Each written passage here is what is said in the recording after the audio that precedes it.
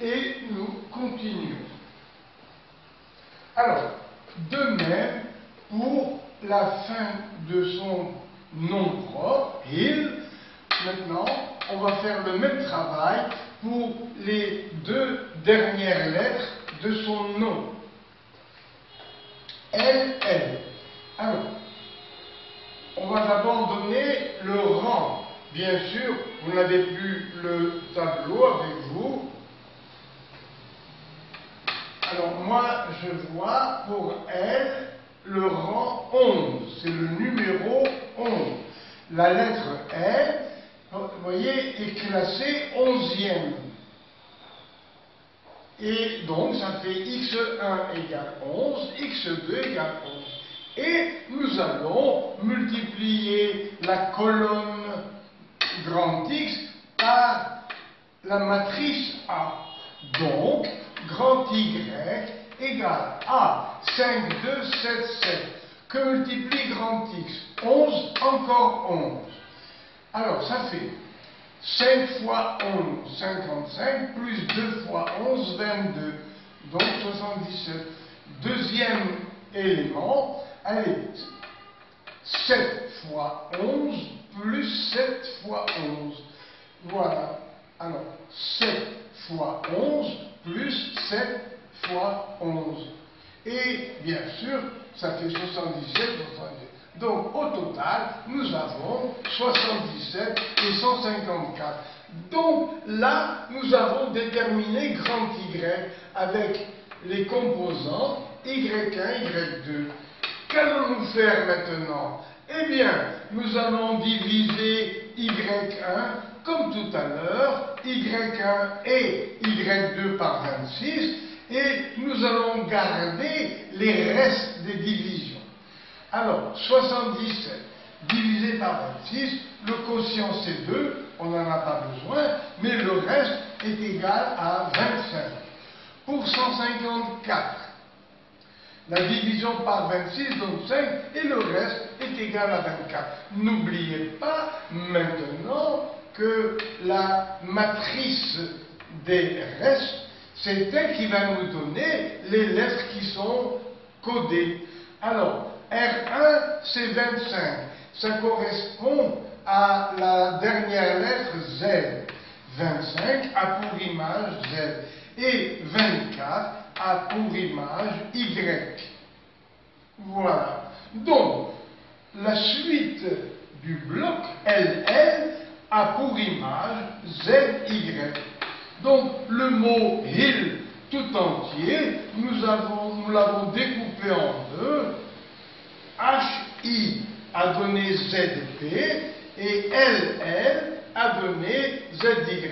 Donc, voilà l'image codée.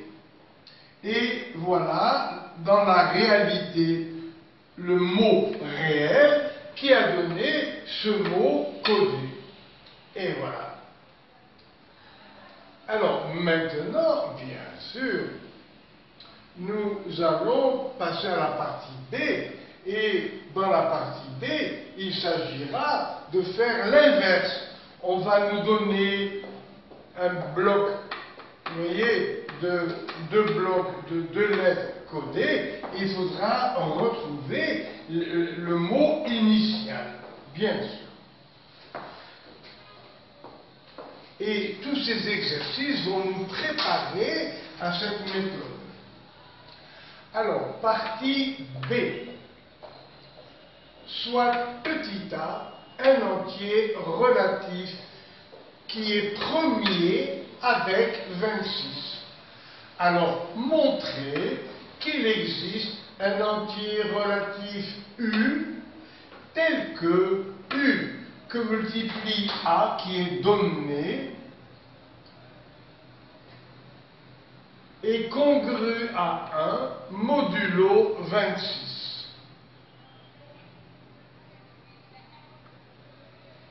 Alors, soit petit a, un entier relatif, premier avec 26. Démontrer qu'il existe un entier relatif U tel que U fois A est congru à 1 modulo 26. Alors, la réponse. Un rappel, le théorème de Bézout. Voilà. Alors, voici le théorème de Bézout. Si A et B sont deux entiers relatifs premiers entre eux, alors il existe deux entiers relatifs U et V tels que AU plus BV égale 1. Voilà. Alors, ici, A et 26. Eh bien, ils sont premiers entre eux. Pourquoi? Eh bien, parce que nous allons choisir A parmi la série des 25 lettres. Alors, donc, ici, A et 26 sont, par hypothèse, premiers entre eux. Il existe U et V entiers relatifs tels que, vous voyez ici, A doit être premier, A par hypothèse, il est premier avec 26. On nous le donne comme ça. Un nombre A, il est premier avec 26. Donc il ne fait pas partie des rangs de l'alphabet. Hein, je me suis trompé tout à l'heure, il ne faut pas prendre ni 2 ni 13. Non, tout simplement, on a un nombre A, par hypothèse, premier avec 26. Alors, d'après le théorème de Bézout, il existe U et V entiers relatifs tels que AU plus 26V égale 1. Donc, AU égale 1 moins 26 fois V.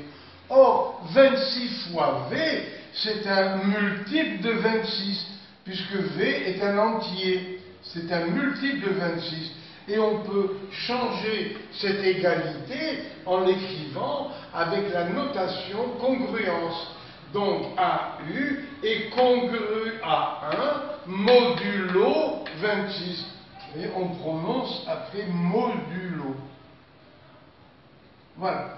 Donc, AU est congru à 1 modulo 26. Voilà. AU est congru à 1 modulo 26. Alors ça y est. Et maintenant, vous voyez, nous allons prendre A. Alors, par hypothèse, la valeur de A qui a été choisie, c'est 21. Donc, n'oubliez pas, A égale 21. Et ce 21 est fixe. Alors, normalement, regardez un petit peu ce tableau pour vous aider à comprendre l'algorithme. A, c'est 21. Donc, 21 fois U doit être congru à 1 modulo 26. Voilà. Eh bien, nous allons donc diviser 21U par 26 et on attend de trouver le reste. Voilà, regardez, si on divise 21U par 26, on a besoin du reste égal à 1. Parce que, vous voyez ici, A et AU sont tels que AU congru à 1 modulo 26. Voilà. A et 26, par hypothèse, sont premiers entre eux. Donc, à nous de chercher un reste égal à 1 en divisant 21U par 26. Bien. Alors, donnons à U la valeur 0. 21U. Si U vaut 0, 21U égale 0. Et si on divise 0 par 26, eh bien, le quotient est 0 et le reste aussi est nul. Continuons. Donc, on va chercher U de proche en proche et c'est ce que l'algorithme va nous indiquer comme méthode. Alors, pour U égale 1, d'accord, pour U égale on divise 21 par 26, le quotient est nul, et le reste, eh bien, c'est 21. Donc, nous allons diviser jusqu'au moment où nous allons trouver un reste égal à... Nous avons besoin de trouver le nombre U à placer ici, entier, nombre entier, pour que, après avoir divisé par 26, on trouve un comme reste. Alors, pour comprendre, moi je veux bien commencer par ce petit tableau. Alors, U vaut 2. Eh bien, nous allons diviser 2 fois 21, ça fait 42. 42, on le divise par 26. Le quotient, c'est 1. Et le reste, alors on enlève 26. Ça fait 14 et 2, 16. Voilà, normalement, vous voyez, ça nous fait 16. Oui, c'est ce que donne ici la réponse. Donc ici, nous avons 16. Patience, l'essentiel que vous compreniez. Prenons U égale 3. Si je prends U égale 3, que devient 21U? 3 fois 21, 63. Alors, nous allons diviser 63 par 26. Il y va 2 fois. 2 fois 26, 52, et il reste 11. 63 moins 52, ça fait 11. Donc, pour 3, le reste est égal à 11. Allez, patience. Prenons U égale 4. 4 fois 21, 84. Donc, nous allons diviser 84 par 26. Il y va 3 fois. Alors, combien ça fait? 3 fois 6, 18. 3 fois 2, 6 et 1, 7. Et nous allons chercher le reste. 84 moins 78. Ça fait 6. Donc, pour U égale 4, le reste est égal à 6. Bien, patience. Prenons maintenant U égale 5. Voilà. Et cherchons le reste. Alors, 5 fois 21, ça fait 105. Alors, nous allons diviser 105 par 26. Alors, 105 divisé par 26. Il y va 4 fois, je pense. Alors, 4 fois 6, 24. 4 fois 2, 8 et 2, 10. Donc, nous allons faire maintenant la soustraction. 105 moins 104. Et là là, ça y est. Voilà le reste égal à 1. Donc, nous avons trouvé, en essayant, vous voyez, dans le tableau, U égale 0, U égale 1. Donc, au départ, nous voulions un reste égal à 1 par la division de A, c'est 21, de 21U par 26. À nous de trouver U. Alors, de proche en proche, eh bien, nous avons fini par trouver U égale à 5 pour que le reste soit égal à 1. Alors, en trouvant U égale 5, vous voyez, on a maintenant cette congruence.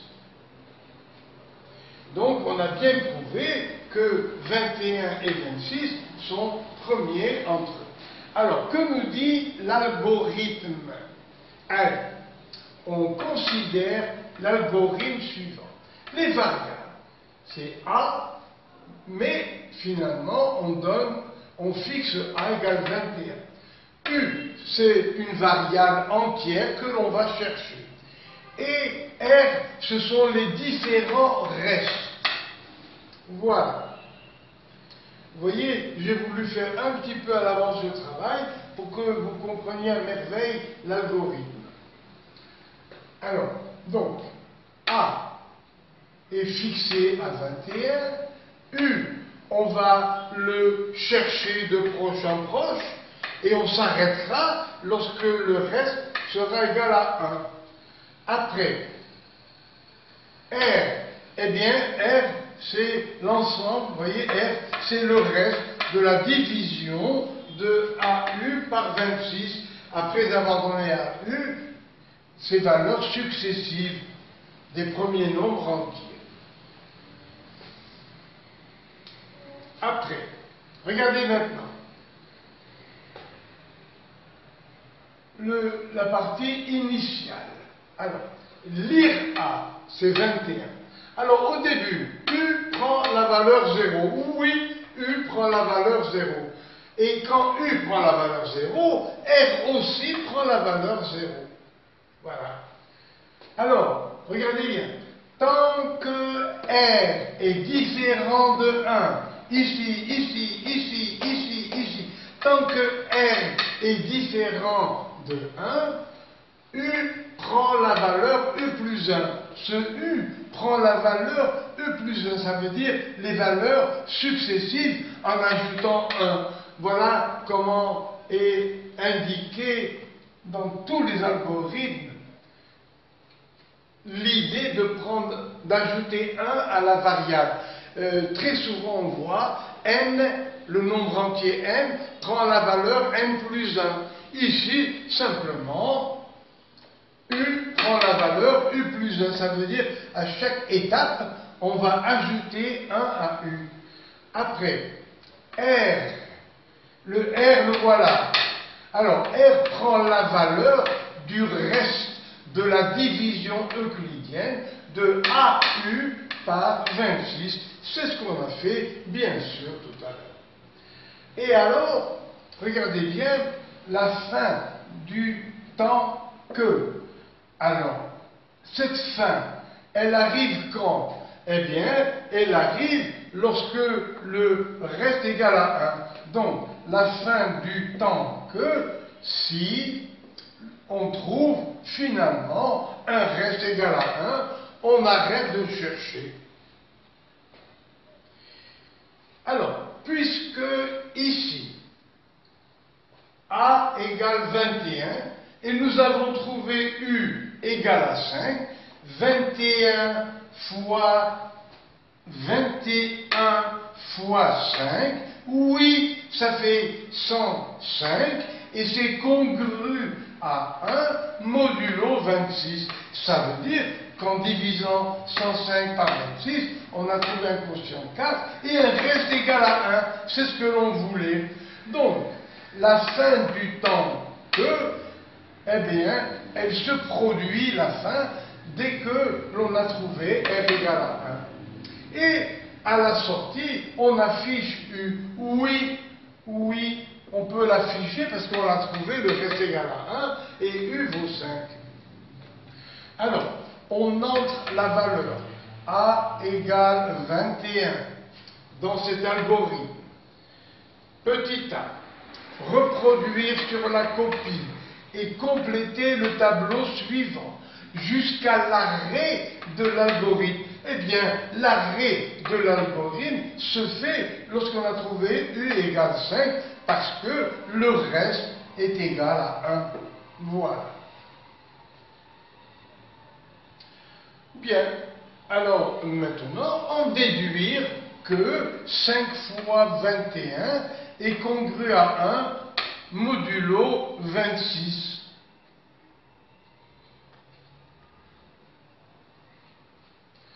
Eh bien, regardez, A vaut 21. Nous avons trouvé U égale à 5. 5 fois 21, ça fait 105. Voilà, donc 5 fois 21 est bien congru à 1 modulo 26. Parce que, en divisant 105 par 26, le reste est égal à 1. Et vous voyez, ça n'a l'air de rien, mais cette égalité va nous servir énormément à la fin du problème. N'oubliez pas ça. Voilà pour donc la deuxième question. Il s'agissait de l'algorithme qui nous a donné la méthode en donnant à R la valeur, vous voyez, le reste de la division. Alors d'abord U, valeur initiale c'est 0, et après on ajoute un U prend la valeur U plus 1. En arrivant à 5, le reste égale 1 et l'algorithme est terminé. Voilà. Alors maintenant, nous allons passer à la partie B. Vous voyez, deuxièmement, on l'a fait, et maintenant, troisièmement, B. Mais, vous voyez, j'ai marqué des repères pour ne pas oublier de déplacer la caméra.